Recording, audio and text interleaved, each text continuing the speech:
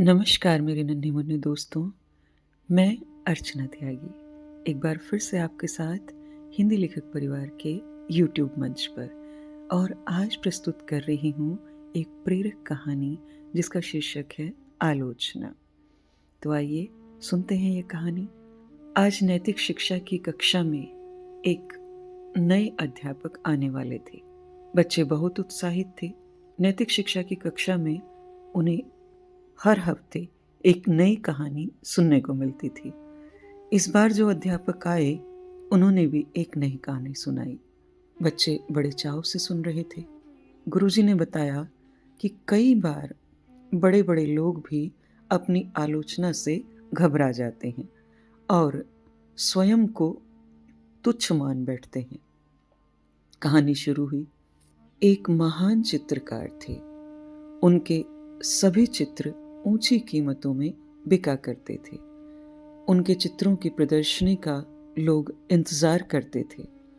एक दिन उनके दिमाग में एक बात आई, मेरे सभी चित्र ऊंचे दामों में बिकते हैं, सामान्य लोग उन्हें नहीं खरीद पाते।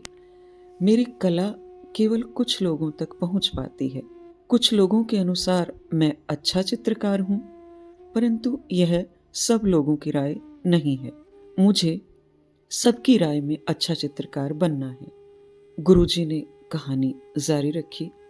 सबकी राय जानने के लिए उन्होंने अपना एक चित्र शहर में चौराहे पर लगा दिया।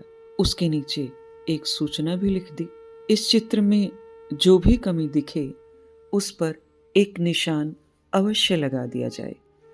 अगले दिन जब वो चौराहे पर गए तो देखकर हैरान रह गए कि उनका चित्र निशानों से भर गया है। उनका मन बहुत आहत हुआ।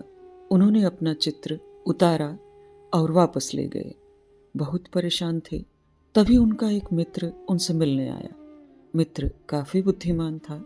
उन्होंने मित्र को पूरा वृतांत कह सुनाया। अब बताओ बच्चों, उनके मित्र ने उन्हें उस समस्या से कैसे छुटकारा दिलाया। बच्चे सोच में पड़ गए। दिमाग के खूब घोड़े दौड़ाए, परंतु हल नहीं सुझा पाए। गुरुजी ने हंसकर कहा, तो बच्चों, चित्रकार को हार मान लेनी चाहिए। बच्चों के चेहरे उतर गए।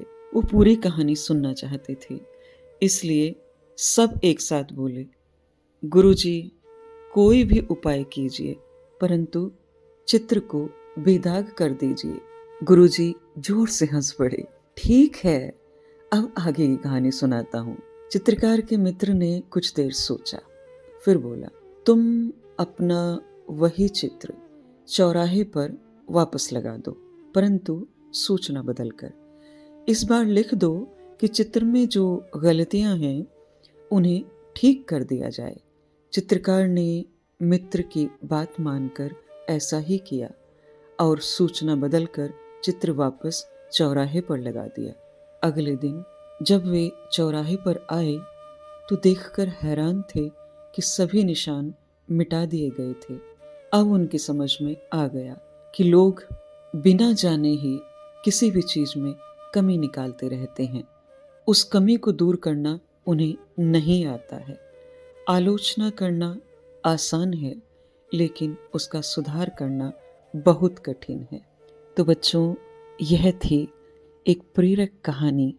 मैं आशा करती हूँ मेरी आवाज़ में यह कहानी आपको अवश्य ही पसंद आई होगी।